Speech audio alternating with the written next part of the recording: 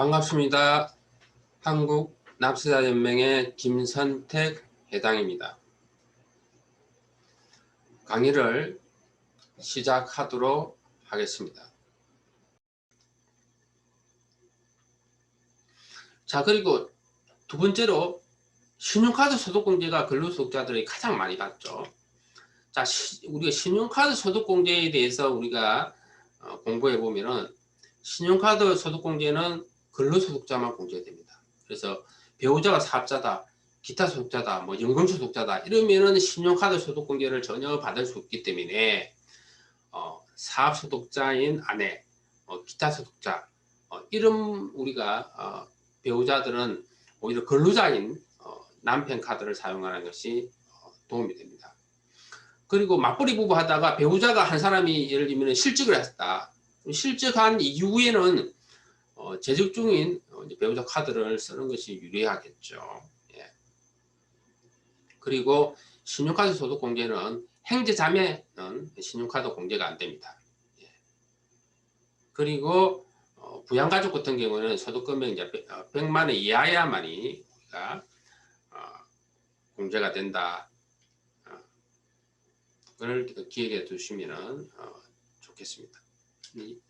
우리가 이 표를 보면은 우리가 나와 있죠. 그래서 기본적으로 우리가 신용카드 소득공제는 소득요건과 나이 요건이 있는데 소득요건만 충족하면 됩니다. 즉 소득금액 100만 원 이하면 되고 나이는 기본공제는 나이가 되지 않더라도 신용카드 소득공제는 가능하다라는 것을 기억해 두시기 바랍니다. 그리고 신용카드 소득공제는 원래 자영업자의 그 가표 양성하기 위해서 도입된 겁니다. 그래서 여기 나와 있는 뭐 보험료라든지 교육비라든지 뭐 기부금 뭐 이런 거에 대해서는 소득공제가 안 된다. 그리고 어로비 같은 경우에는 어로비를 신용카드로 공제를 하게 되면 신용카드를 지출하면은 신용카드 공제도 되고 어로비 공제도 되고 보장성 보험료는 우리가 신용카드 공제는 안 된다. 그 표 보시면 알겠습니다.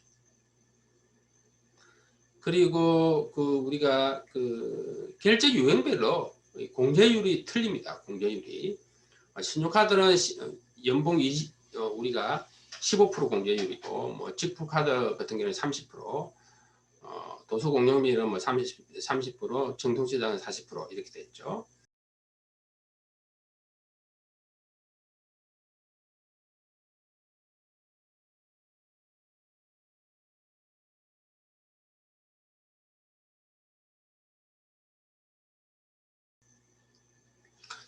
그리고 신용카드 공제는 공제 문턱이 있다라는 걸 기억해 두세요.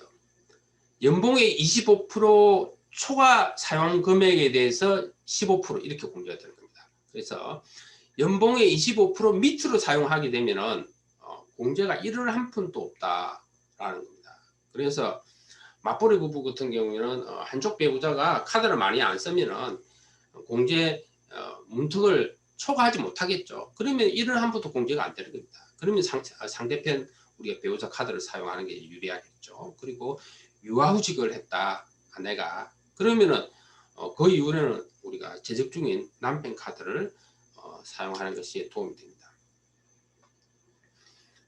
그리고 카드 한도가 쭉 있죠. 여기 나와 있는 대로 뭐 신용카드 300만 원 했는데 올해 그러니까 연말정산에는 30만 원을 한도를 인상했습니다.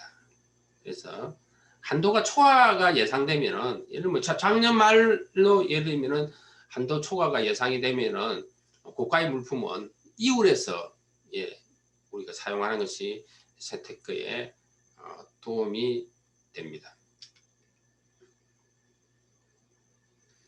자, 그리고 신용카드와 체크카드의 사용 환금 비율이 있는데 일단은 우리가 연봉의 25%까지는 신용카드 사용하는 게 유리합니다. 그리고 공제 한도를 초과되면은 초과되는 금액에 있어도 신용카드를 우리가 사용하는 것이 유리합니다.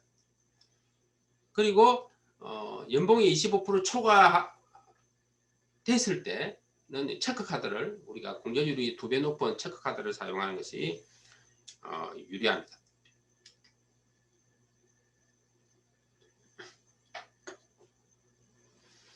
이거는 저희 납세자금 홈페이지에 있는 연봉 탐색기 그 결과 화면입니다.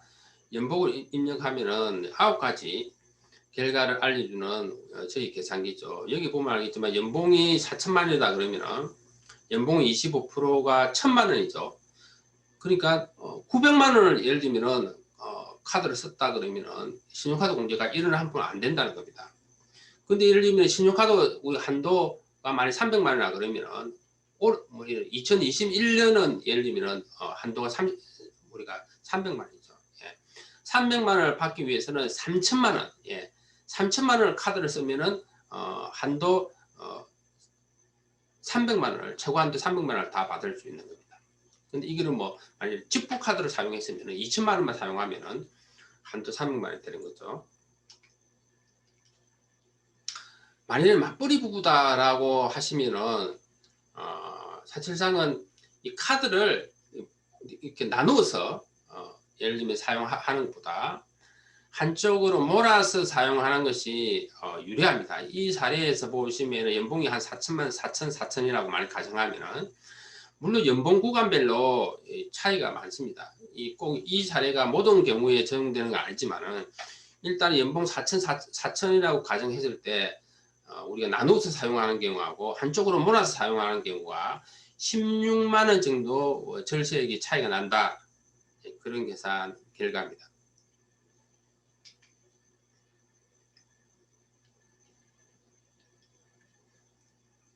자, 그리고 배우자의 소득 금액이 100만 원이 초과가 예상되면은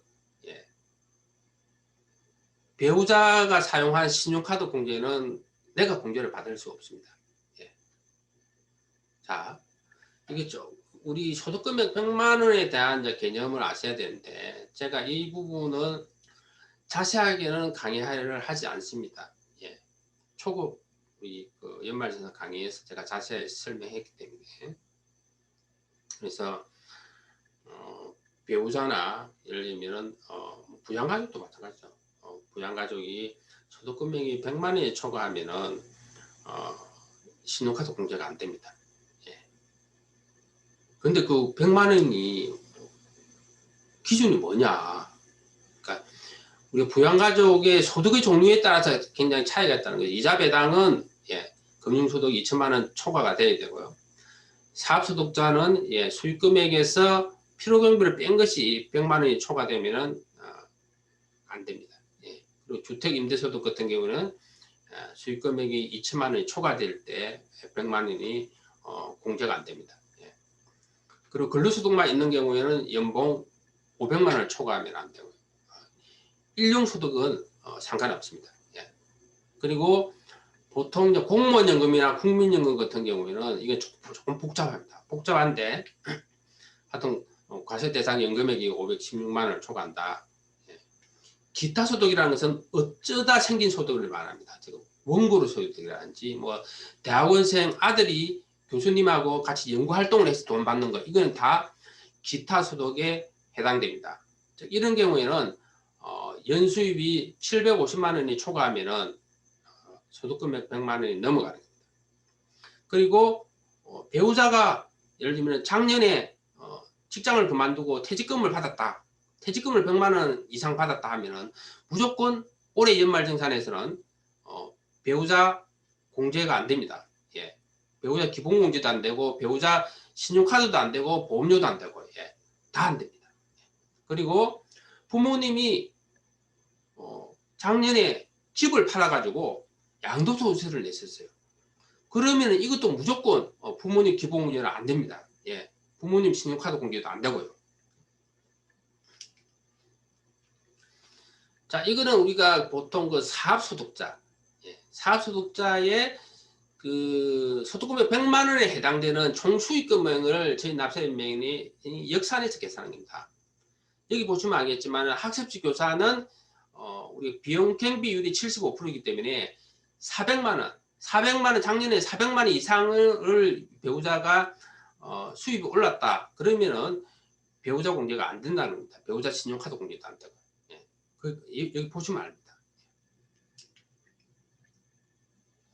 자, 그러면은 맞벌이 부부 신용카드 절세 전략에 대해서 보도록 하겠습니다. 그래서 아내가 본인 공제만 한 상태에서 결정세액이 제로면은 예를 들면 남편이 다른 공제는 남편이 받는다. 아내의 사용액이 공제 무통 밑으로 예산되면은 남편 카드를 사용한다. 남편이 공제한도를 초과했다면은 아내 카드를 사용하거나 내년으로 이율 지출하라. 그리고 아내가 유아휴직에 들어가면 아내는 남편 카드를 사용한다. 배우자가 사업자나 기타 소득자인 경우에는 근로자인 배우자 카드를 사용하는 것이 재테크에 유리하다.